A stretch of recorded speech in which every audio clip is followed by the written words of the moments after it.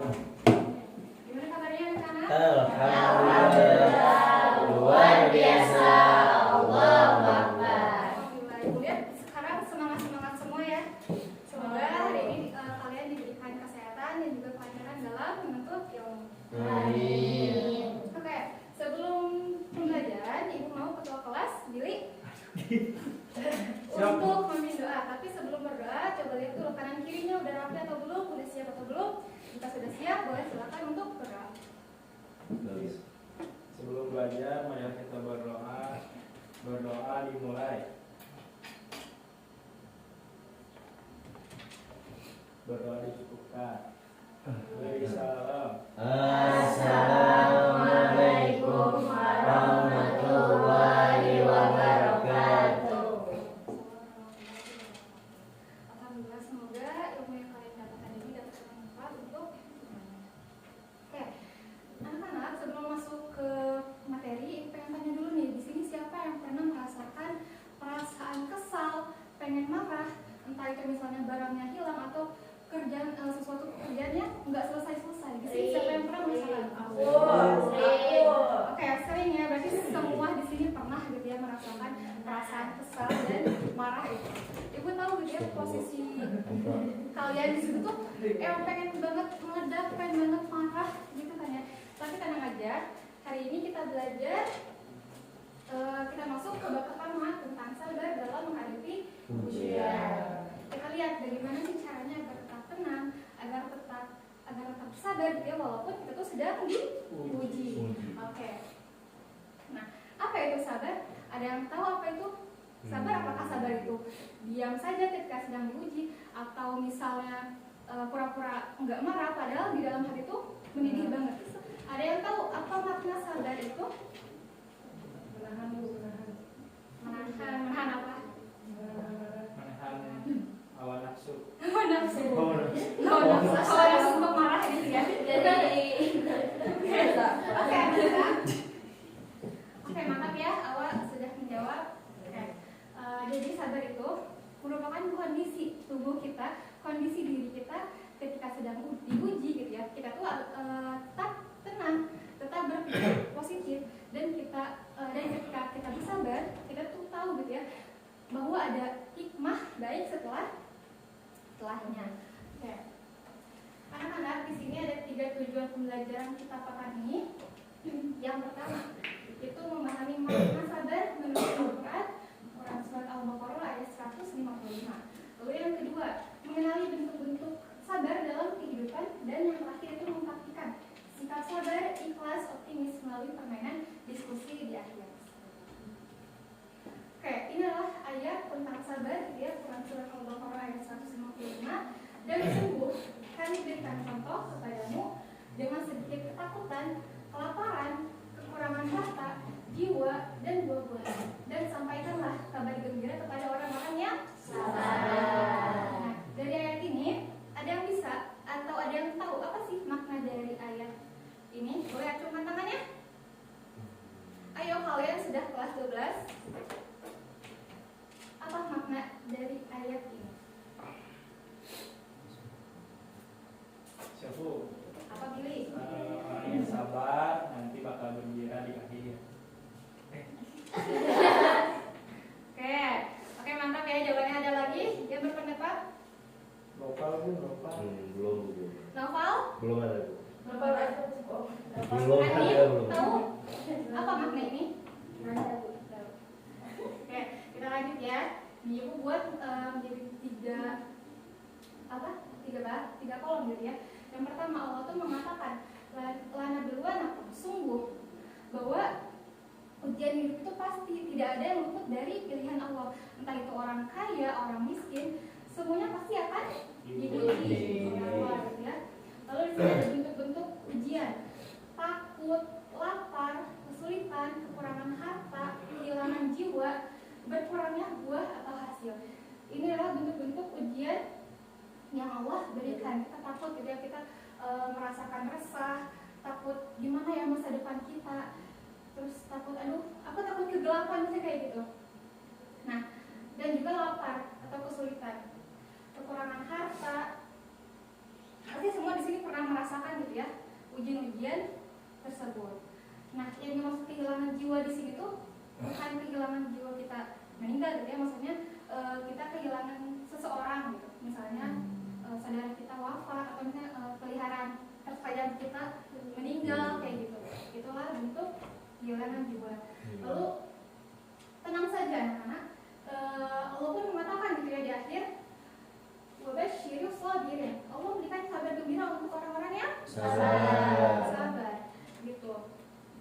Nah, Allah itu kan menguji kita gitu ya.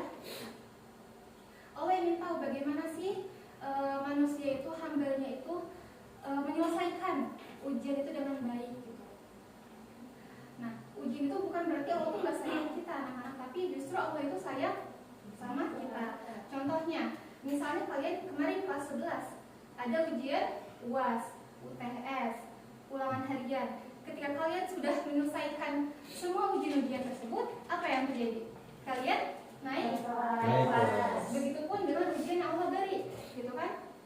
Allah memberikan ujian-ujian kita berupa rasa takut, lapar, kekurangan harta dan lain-lainnya. Ketika kita bisa menyelesaikan ujian-ujian Allah, kita bisa melewati ujian-ujian Allah.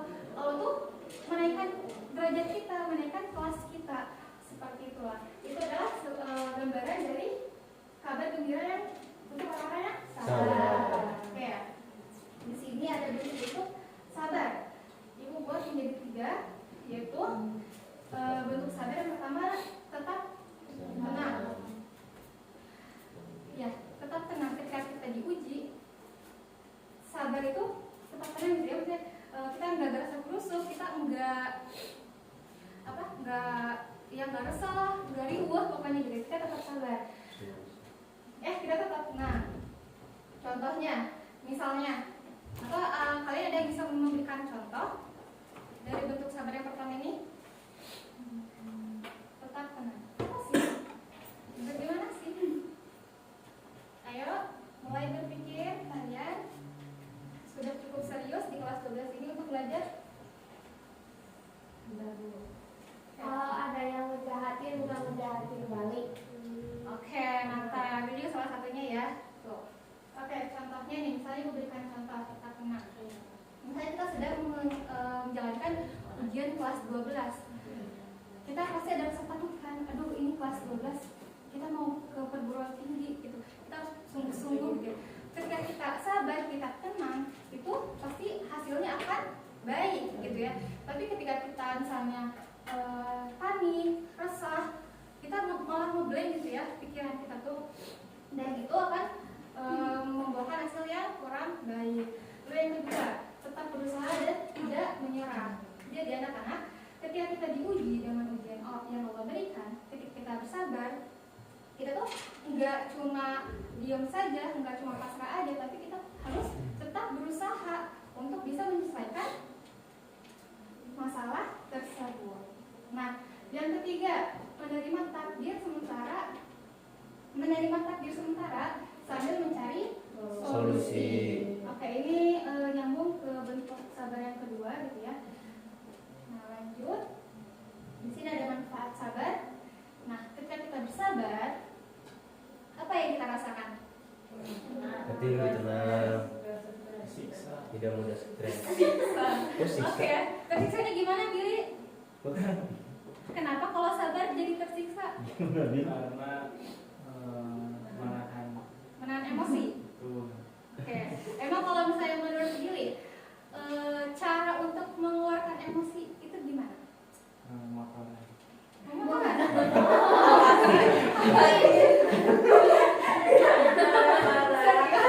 Oke, jadi emosinya terkeluarkan gitu ya, tersalurkan.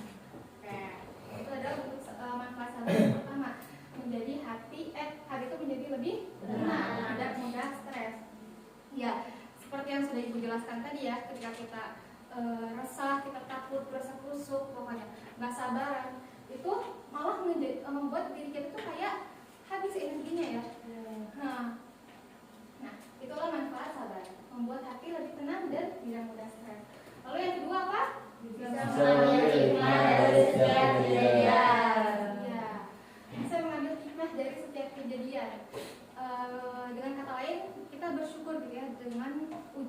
adalah beri. Ketika kita bisa menyelesaikan ujian-ujian yang Allah beri, kita tahu oh hasilnya begini loh, hasilnya baik gitu kan. Allah memberikan ujian ini itu emang pantas buat kita ya, agar kita menjadi lebih baik seperti itu. Dan yang terakhir apa? Menjadi pribadi yang kuat dan matang. Jadi pribadi yang lebih kuat dan matang.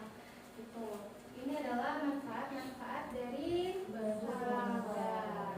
Oke anak-anak, dari 5 poin yang 5 poin yang sudah Ibu sebutkan tadi tentang sabar, ayat Al-Quran, bentuk-bentuk ujian, bentuk sabar, dan manfaat sabar.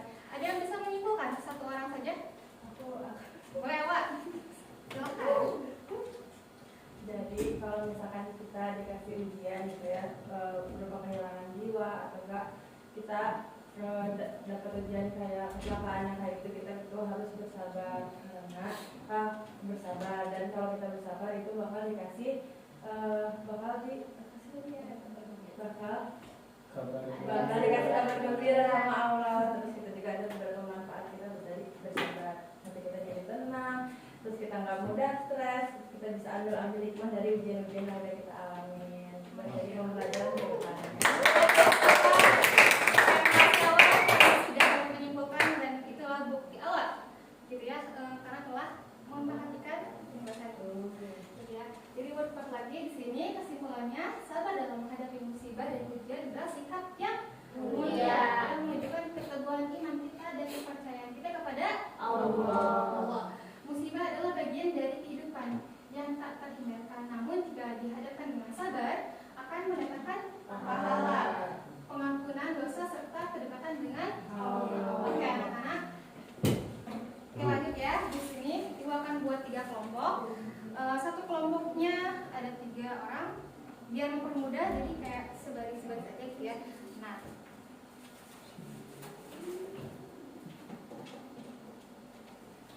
di sini nama diskusinya itu tangga ikhlas optimis. Di sini pun ada studi kasusnya. Nah, per kelompok itu ada studi kasus yang berbeda-beda. Di sini pun ada langkah-langkahnya, langkah 1 sampai 6. Nah, lalu kalian per kelompok itu buat gitu ya, bisa membuatlah langkah-langkah untuk menyelesaikan studi kasus tersebut. Paham? Paham. Terus sekarang kita kumpul dulu per kelompoknya, boleh?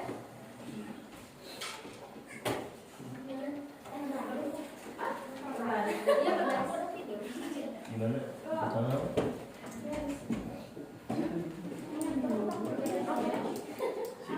Oh ya, ditulis. Gimana? Ada yang nggak mau gimana?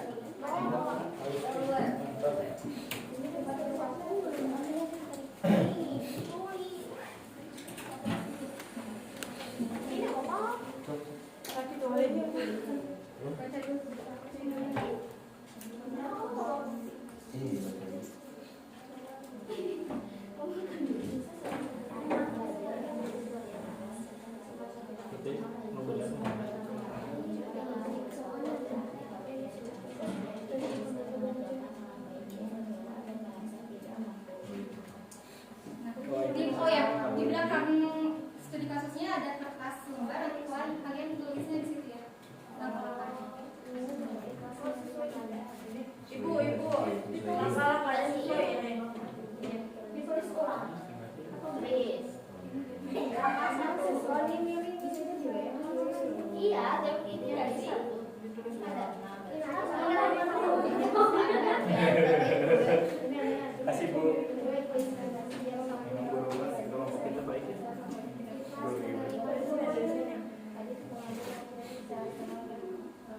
Ini kenyataan di bawah.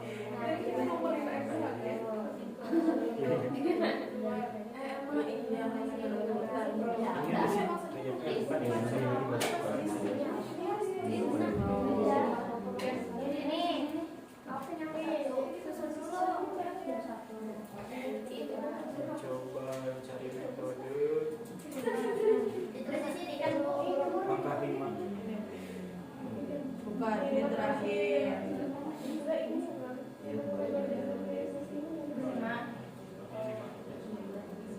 Lima sih. Atau ini kan